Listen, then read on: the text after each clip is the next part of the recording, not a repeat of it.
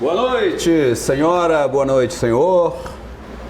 Começando mais uma semana, entrando em agosto e esperando que o cosmos nos ilumine, que ele traga discernimento para os homens que comandam a nação, para que aqueles que têm pendências na justiça sejam tratados como quem tem pendências na justiça. Ou o senhor acha que é correto um deputado passar o dia na Câmara trabalhando e dormir na cadeia de noite porque roubou em licitação? Se o senhor tivesse um galinheiro bonito, o senhor contratava a raposa para tomar conta? O presidente nomeou esse final de semana para embaixador do ecoturismo brasileiro, um cara que é até apresentador de TV. Ele tem quase 300 mil reais de multa no IBAMA por conta suspeita de tráfico de animais. Tá lá. É mais uma pessoa que responde por crimes ambientais, que vai assumir um cargo, que vai gerenciar, promover o meio ambiente do Brasil. Então, só uma iluminação cósmica para nos ajudar. E o senhor e a senhora acreditam em bola de cristal? Não sei. Cada um acredita no que quer. A história vai ser construída. Infelizmente, talvez eu já esteja velho para saber, talvez nem saiba, mas um dia tudo isso vai ser esclarecido e nós vamos saber aonde é que estavam os erros cometidos no Brasil, principalmente durante a segunda década do século XXI. Vai ser tão importante, talvez, quanto aqueles dois últimos séculos, aquelas duas últimas décadas do século XIX, quando acabaram com a escravidão, quando acabaram com a monarquia e foram tropeçando na tentativa de construir uma nação. Para falar um pouco sobre essa relação da história, nós recebemos o professor Wagner Cabral, lá da Universidade Federal do Maranhão. Professor, obrigado por tirar um tempinho para vir conversar com a gente. Seja bem-vindo aos analistas. Boa noite, Geraldo. Boa noite aos telespectadores aqui do programa Os Analistas. Vamos conversar aqui um pouquinho. Né, Natanael? Só a história. Geraldo, a cada dia, né, é um traje diferente passado na cara da sociedade, né? E o que me deixa, né, assim, perplexo é a maneira como se trata isso por uma corrente, né? E conversando um pouco antes, a gente está caminhando para uma polarização inevitável, onde você acaba sendo forçado a escolher um lado dessa batalha ideológica, geral. Professor, existe eu não sei como é que se chama tema, que chama-se história recente, né? Ou é uma técnica. Que a gente pode, como que a gente pode interpretar este momento do Brasil de tantos atropelos pela visão de um historiador? Nessa época de memes, tem um meme bem engraçado, exatamente, acho que foi do Sensacionalista, que colocaram assim: estudantes de história estão abandonando o curso porque não querem explicar no futuro essa loucura que está aí, né? E tem um outro que o meme, a pessoa faz assim, isso aqui, aí, mais ou menos está explicado. Eu, como professor de história já há muito tempo, eu tenho dito algumas coisas que digamos assim, é preciso primeiro balizar. A situação brasileira hoje não é excepcional. Ponto. Por que não é excepcional? Porque eu sou professor de História do Brasil Contemporâneo. Se a gente pegar, por exemplo, o período, né, pós-Estado Novo, né, com a queda de Getúlio Vargas em 1945, né, o período que vem de 1945 até o golpe militar de 1964 é um período de profunda paralisação. Você tem dois lados no país. Você tem um lado os trabalhistas que se alinham com Vargas, que depois vão progressivamente, né, defender reformas de base, defender reforma agrária, né, e ter, né, um caminho, né, tipicamente de uma perspectiva nacionalista e reformista, e do outro lado, né, os liberais caracteristicamente antivarguistas e antitrabalhistas. Né? Então o varguismo e o antivarguismo, né, vai marcar a política brasileira durante mais de 20 anos. Vargas volta à presidência, Vargas se suicida no meio de uma crise política brutal, mas o varguismo e o antivarguismo permanecem mesmo após a morte de Vargas. Né? O varguismo e o antivarguismo estão na base de 64. Você tem um herdeiro de Vargas na presidência da República, João Goulart. Você tem um outro herdeiro de Vargas que defende reformas de base, né, e o movimento com o Leonel Brizola e tudo mais. E do outro lado, né, os articuladores do golpe com a UDN e tudo mais, declaradamente antivarguistas desde o começo. E essa perspectiva, sim, vai sendo diluída, obviamente, com as reformas promovidas pela ditadura no âmbito eleitoral, com a Arena, MDB, mas quando o país tenta se redemocratizar a partir de 79, há uma disputa grande, por exemplo, em torno do próprio PTB. Né? Esqueci o nome da descendente de Vargas, e o Brizola vão disputar a sigla, né? Tanto que se cria o PTB e o PDT. Né? Mas o varguismo vai se diluir depois disso, né? Porque nesse meio tempo surge uma outra força com características também, né, populares, socialmente ligadas a esse movimento operário e tudo mais, que foi o petismo, né, e o novo sindicalismo, que vão, né, ter a sua própria, né, história, a sua própria desenvoltura a partir de então. De maneira que, o que acontece? Entender sociedades polarizadas, né, e olhar para o mundo de uma maneira geral, e perceber, por exemplo, o tipo de polarização que existe na França, né, em que existe uma direita com Le Pen, hoje já é filho do Le Pen, a Marine Le Pen, que está lá, e é uma direita que está lá constituída há muito tempo. Olhar para a direita, por exemplo, na Itália, em outros países europeus, exatamente perceber que, longe de uma excepcionalidade que nós estamos vivendo, é melhor, digamos assim, entender que, do ponto de vista dos sistemas políticos, né, modernos, esse tipo de polarização sempre existiu. Se a gente olha por esse lado, o que a gente vai ver é que a exceção foi anterior. Né? Ou seja, qual era a exceção brasileira? Foi o fato de que, desde a redemocratização ali, a partir do final dos anos 70, as primeiras mobilizações contra, né, a política salarial do governo da ditadura, né, as mobilizações pela anistia, depois a luta pela reforma partidária, reorganização partidária, eleições livres, constituinte, eleições diretas já, todo o processo seguinte vai ter uma característica que acho que é importante entender, ou seja, fundamentalmente quem estava nas ruas era a esquerda, nas seus diferentes setores.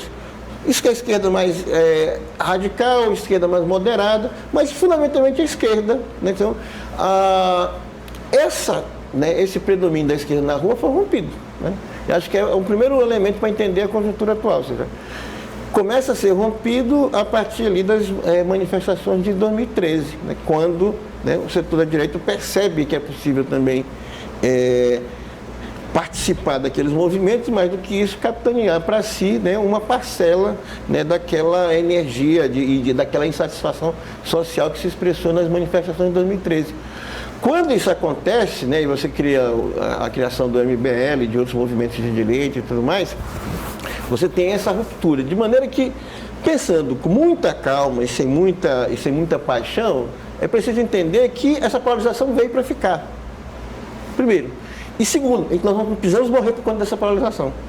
E não precisamos ficar doentes por conta dessa polarização. Porque o que as pessoas estão fazendo, ou seja, vários colegas na universidade fora estão ficando doentes porque entraram num clima de tanta intoxicação, né, pessoal, tensão pessoal por conta desse tipo de situação, que não conseguem mais sequer conviver com as pessoas e essas coisas do gênero, né? De forma que, se a gente entende com uma certa calma, e aí não é tomar posição por A, nem B, nem C, que é um processo político que faz parte, né? E que veio para ficar, a gente vai entender, por exemplo, que o que o presidente Bolsonaro faz, gostem ou não gostem, é jogar para sua plateia. Todo dia ele joga para sua plateia, né? Ele joga literalmente pérolas aos porcos, né? Alimentando o ódio, alimentando os diferentes preconceitos, como agora recentemente em relação à questão da ditadura militar, né? Dizendo que não há ditadura, falsificando a história abertamente. Porque é mentira? É, mas não interessa se é mentira ou verdade. Porque a estrutura hoje, né, da enxurrada de mentiras e de coisas, não se trata mais de discutir o que é verdade. A verdade desapareceu. O interessa para Bolsonaro é dizer para o público dele o que o público dele quer ouvir e esse público confirmar, né, via hashtags, via os robôs, etc. e tal. Então, esses 25%, 30%, ou seja, desde que o governo começou, ele vem caindo, né? Tanto em termos de avaliação. Ele estacionou em 30%. Aumentou o descontentamento. As pesquisas agora, por exemplo, já estão dando 39% de descontentes, né, de péssimo e ruim para Bolsonaro e 31% de bom e ótimo. Mas esse 31% de bom e ótimo não cai. Ou seja, ele meio que estacionou nessa faixa de cerca de 25% a 30% da população brasileira que vai aplaudir qualquer coisa que esse cara diga. É essa triste realidade que a gente tem que entender. Eu não vou querer convencer o cara que vai receber qualquer meme de qualquer pessoa dizendo: você estava falando agora, o cara, né, o pai lá do presidente da OAB foi o mentor intelectual do atentado em 1966, quando ele tinha 16 anos, era mentor intelectual.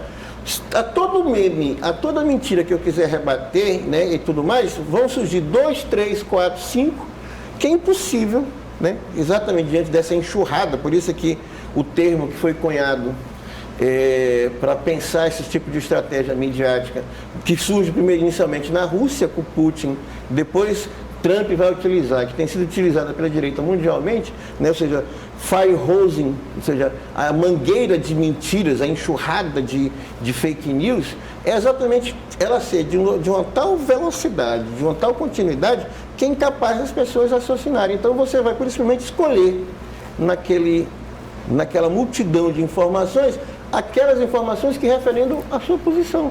Não tem nada a ver com verdade. Esqueçam a verdade, a gente não está mais discutindo verdade. Tá, fazemos nosso primeiro intervalo e voltamos em seguida.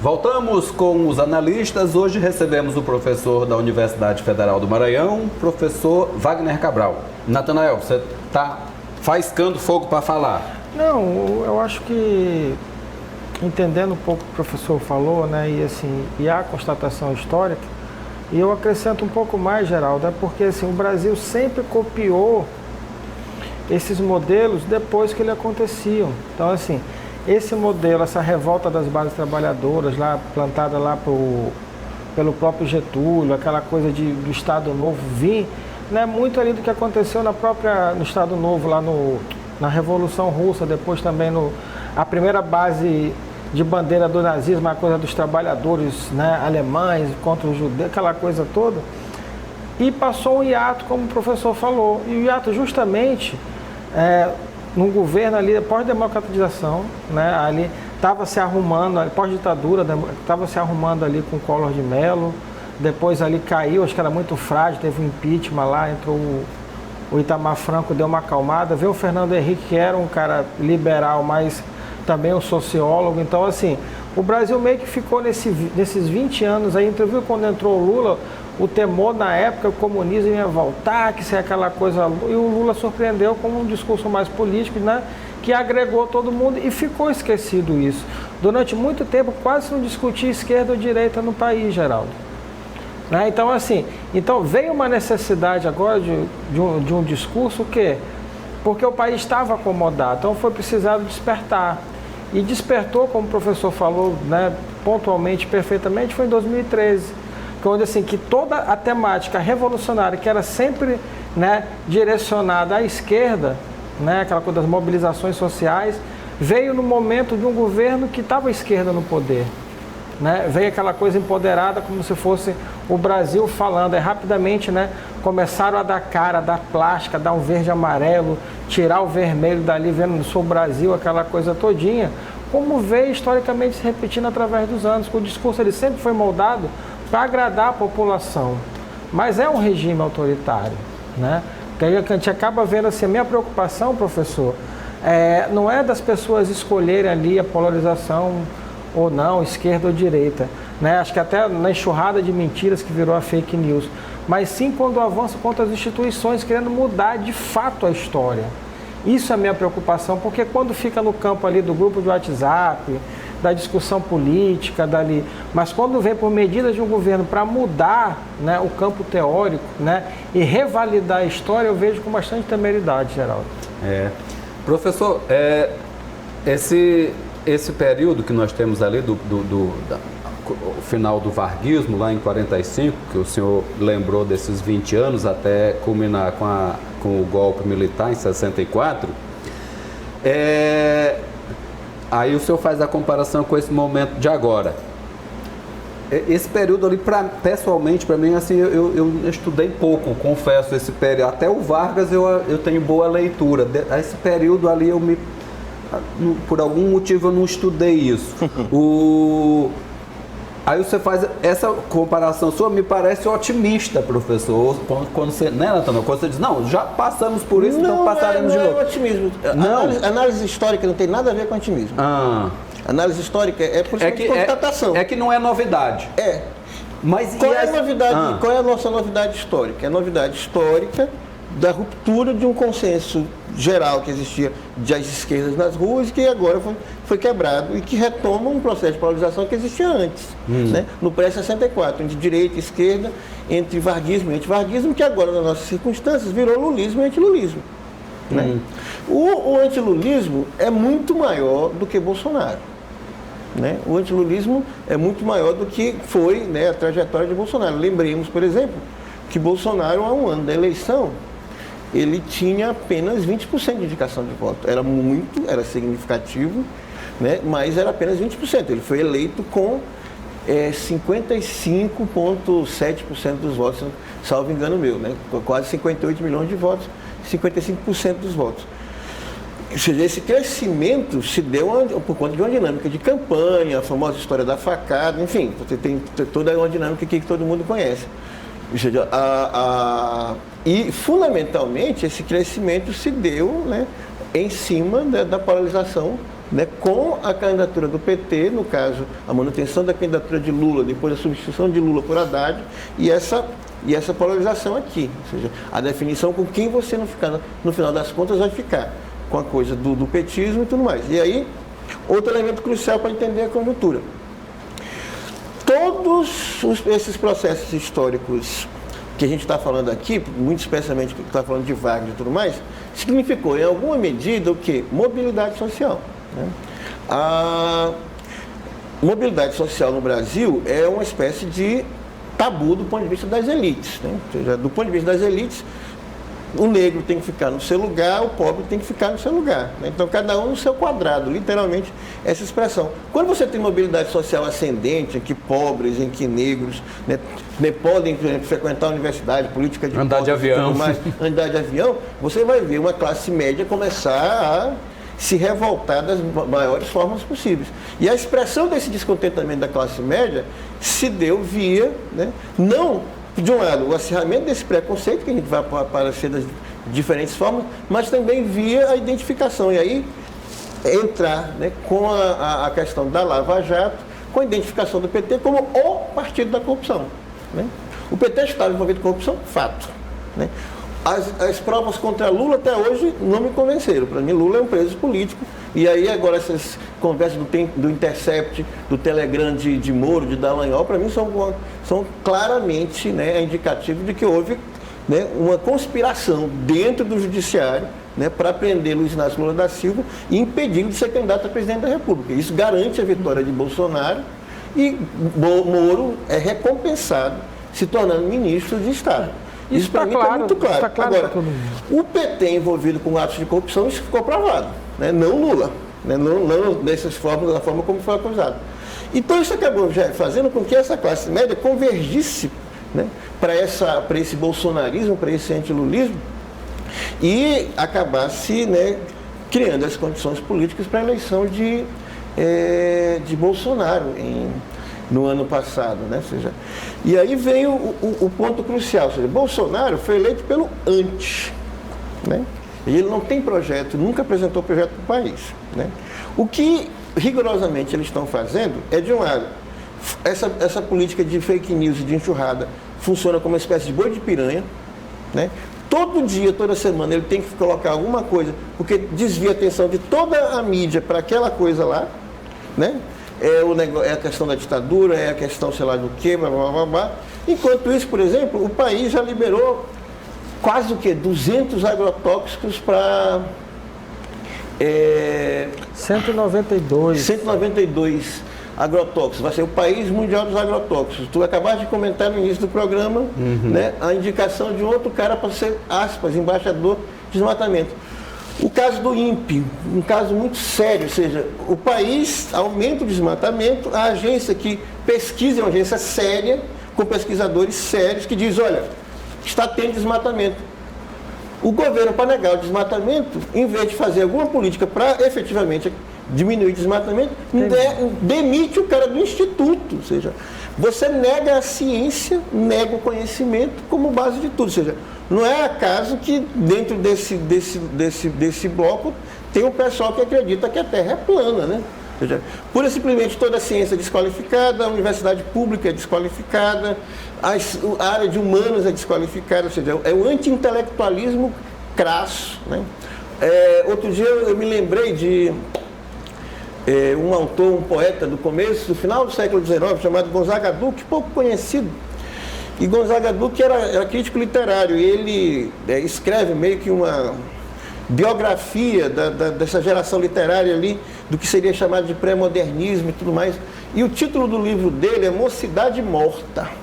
Imaginem, você falando de uma mocidade que já nasceu morta, né? Do ponto de vista intelectual e tudo mais. E aí ele cunha uma expressão chamada onosarquia, né? A onosarquia é o governo dos onagros, dos onos, que significa burro, né? Então, a onosarquia exatamente é o predomínio, né, dessa burrice. A burrice, né, alçada vaidosamente a condição de poder, né, ditar e dizer as regras do momento, né? E ele está fazendo nisso uma crítica da Primeira República Brasileira. Eu me lembrei muito claramente disso, ou seja, toda a negação da ciência, do conhecimento que o INPE tem para dizer, olha, tem desmatamento sim, é verdade, etc e tal, né? Toda essa lógica de boi de piranha com as fake news para desviar o assunto, enquanto o real e o concreto está sendo feito, ou seja, a política favorecendo cada vez mais o agronegócio, com essa coisa de agrotóxico, de desmatamento, a política de reforma da Previdência que passou já em primeira instância, a manutenção dos padrões de nepotismo. Existe uma coisa mais claramente nepotista do que dizer, peraí, eu vou pegar o meu filho, que já fritou hambúrguer. Já está encaminhado. Nos Estados Unidos, e depois descobriram que nem hambúrguer ele fritou, porque onde ele trabalhou nem isso vendia, já fritou hambúrguer para ser embaixador, né, nos Estados Unidos, porque ele é colega de Trump é não sei o que, blá, blá, blá. Ora, você reinstitui, né, o nepotismo da forma mais escancarada possível, mas não interessa do ponto de vista a pesquisa, por exemplo, do Atlas, que saiu esse final de semana, disse assim, olha, 62% da população é rigorosamente contrária à indicação do filho de Bolsonaro como embaixador, mas 28% concordam. Percebam, ele está pura e simplesmente jogando para esses 28%, para 25% a 30%, que estão se mantendo até a prova em contrário, e tem que ser, me parece, uma bomba atômica, né, para deixarem de sustentar o governo Bolsonaro, porque, nesse sentido, você teria a médio prazo, não a curto prazo, a médio prazo, primeiro o quê? Um projeto de reeleição de Bolsonaro, né? Porque se manter nesse patamar de 30% de aceitação, você está primeiro de cara no segundo turno. Né? E entrar no segundo turno, você vai para a porrada com quem quer que seja, para eventualmente ter, né, 8 anos de mandato. Lembrem-se que Bolsonaro dizia que não queria reeleição. Agora ele mesmo já se declarou, já abriu o processo sucessório, eu já sou candidato à reeleição. Então manter essa base de 30% é fundamental porque ela precisa ser alimentada com essa lógica de fake news, garante um segundo turno, né, e um eventual 8 anos de mandato.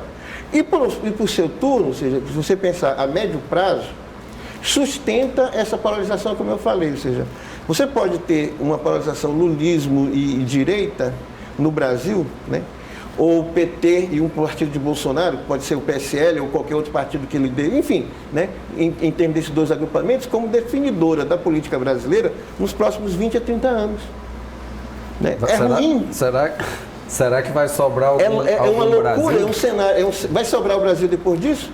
É a pergunta que eu acho que a gente vai discutir no próximo bloco. É, né? a pergunta que vamos discutir no próximo bloco. A gente volta já já. O Brasil sobra. Voltamos com os analistas. Hoje recebemos o professor Wagner Cabral, do Departamento de História da Universidade Federal do Maranhão. A gente terminou o bloco nos questionando se vai sobrar um pouco de Brasil nesses anos que estão se passando. Eu queria saber de vocês, por exemplo, o professor citou,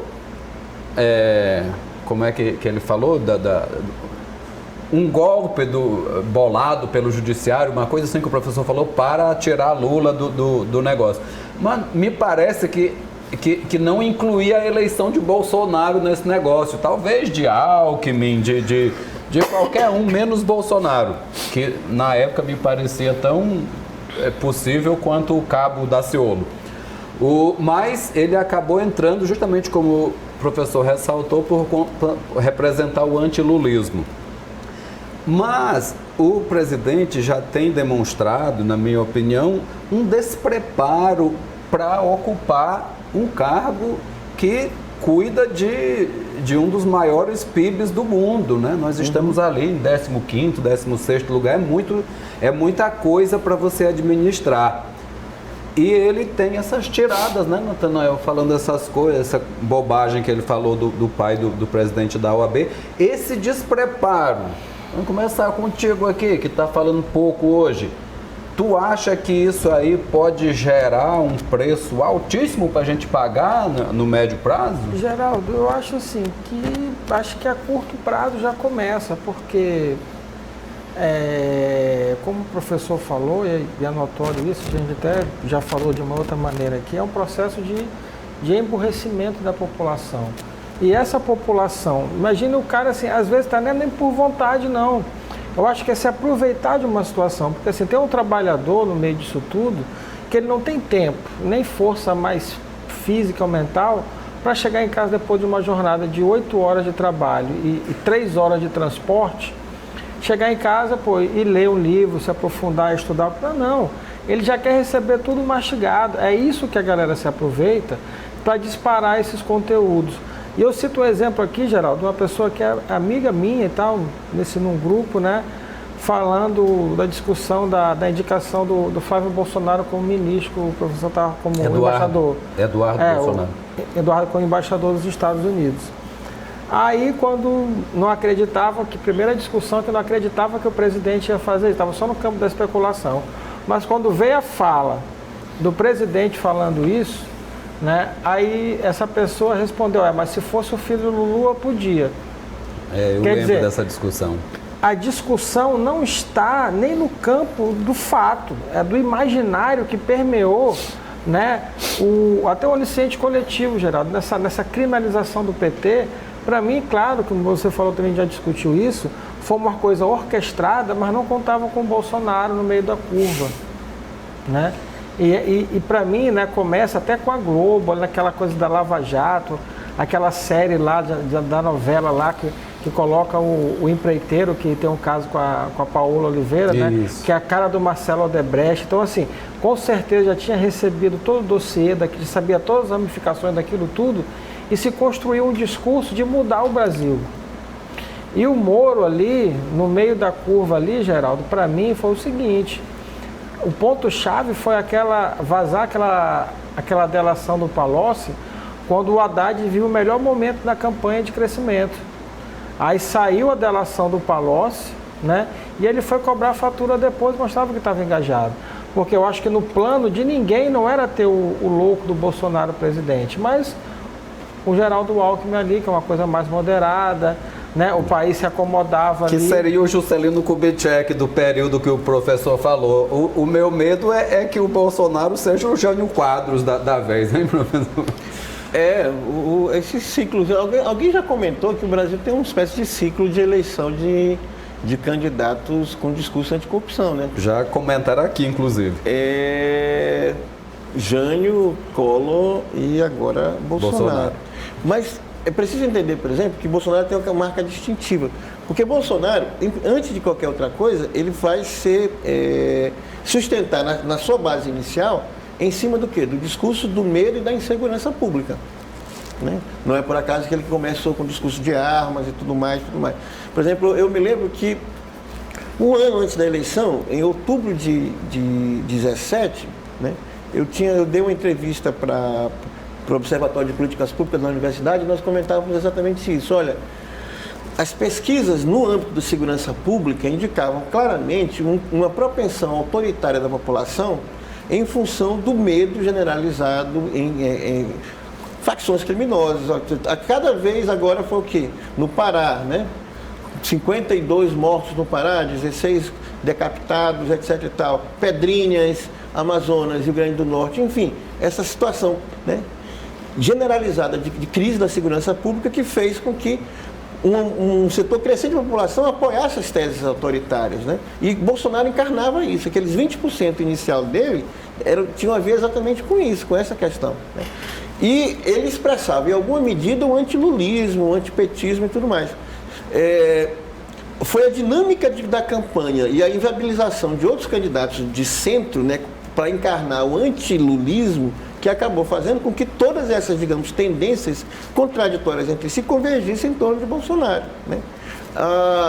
É o pessoal da Escola Sem Partido que vai convergir para lá, é o movimento aí, né, que contesta na vinha da margem do fundamentalismo religioso, do que eles chamam de ideologia de gênero. Então você tem, né, uma parcela expressiva, né, do movimento evangélico, de evangélicos do Brasil, que no momento anterior estavam com o PT, né? Ninguém pode falar de um Malafaia ou de qualquer outra coisa do gênero que não tem lá foto lá atrás com Luiz Inácio Lula da Silva e com Dilma, né, etc e tal. Ou seja, então esse voto evangélico conservador, Magno Malta, estava todo mundo lá, né?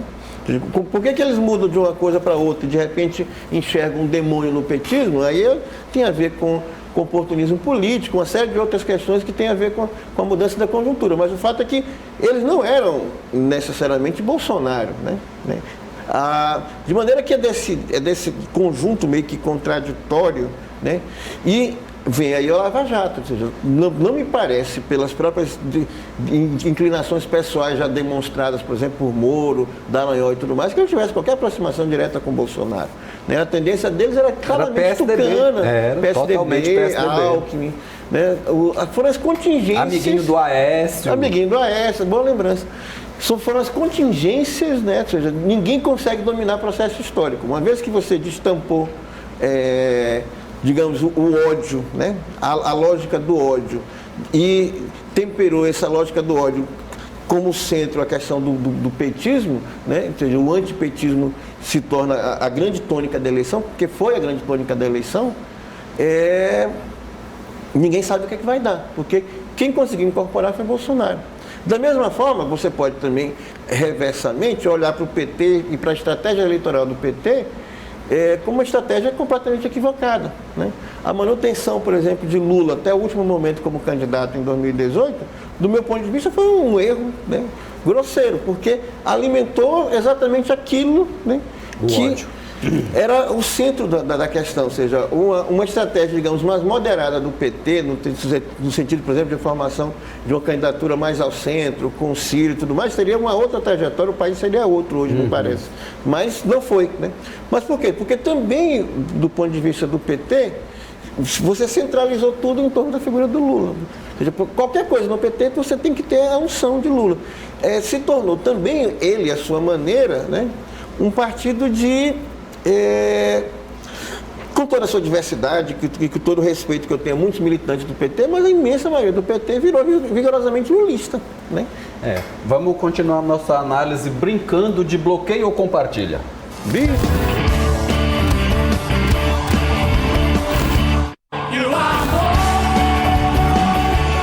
Vamos ver quem foi que Natanael colocou aí, professor, para você. Bota o primeiro. Tá aí. O filósofo do governo, bloqueia ou compartilha, professor? Bloqueio. Precisa explicar por quê? Não sei. Duas frases. Terraplanista e anti-intelectual, um anti-intelectual que quer ser intelectual e que expressa, né, exatamente essa cultura de ódio que hoje a gente precisa desmontar. O líder dos excluídos intelectualmente. Segundo, o fenômeno lá, e tá no olho do furacão, a deputada Tabata Amaral. Eu compartilho. Outro dia eu falei que eu discuti com alguns amigos de forma muito fraterna, dizendo o seguinte: olha, estão querendo transformar essa jovem numa espécie de, como é que eu diria? Não é boi de piranha, não, de bode expiatório dos erros da esquerda na discussão da reforma da Previdência, né? Ela tem uma posição liberal, ela era conhecida desde o começo, né? Ela nunca deixou de ser, se elegeu pelo PDT, me parece, a convite do Ciro Gomes, que ela entrou no partido e tudo mais. Então, querer transformar essa jovem, digamos, nesse bode expiatório dos erros do processo da condução da Previdência é muito complicado. E mais do que isso, ela não me parece que ela é bolsonarista, ela não é bolsonarista, ela tem uma posição divergente no ponto crucial. Se nós queremos efetivamente ter capacidade de enfrentar a direita nesse país, é preciso ter capacidade de discutir no centro, e ela, me parece, é de centro e merece ser respeitada exatamente dentro desse ponto. Então, eu compartilho, não bloqueio, não. Certo. Terceiro, o ministro da Educação. Esse aí tem que ser bloqueado, total. Esse acho que ele exatamente é um economista que, curiosamente, é professor universitário, mas é rigorosamente anti-intelectual, anti-universidade. Agora apresentou um programa chamado Futurice, que é mais Passade-se, né? Que, pura e simplesmente, quer acabar com forma de financiamento público das universidades, restabelecer forma de pagamento, precarizar ainda mais a profissão docente com contratações de serviços irregulares e tudo mais. Então é bloco total. Para finalizar, quem tem será? O ministro da Ciência e Tecnologia. Cara, ele é folclórico, que a gente não pode bloquear um cara folclórico. Infelizmente, como faz parte desse desgoverno, né, ele acaba tendo que ser bloqueado. Mas ele me parece aquele cara que arroz de festa. Não faz muita diferença. Lembra daquele personagem, o Buzz Lightyear, do Toy Story? Professor, é um pouco disso. Quero agradecer por mais uma aula aqui de interpretação brilhante. Obrigado pela sua presença. Obrigado, Geraldo. Obrigado, Natanael. Obrigado aos telespectadores. Eu agradeço mais uma oportunidade de vir conversar aqui um pouquinho nos analistas. Diz um tchau aí, Natanael, para os nossos amigos. Mas eu vi o comercial desse Futurice, Geraldo. Cara, que coisa, sabe, sem nexo, sem início, meio e fim. É a cara do governo. Eu gosto muito do Brasil e é por isso que eu temo muito por ele e por isso que eu luto tanto por ele. Vamos lutar juntos para que seja bom. Até amanhã.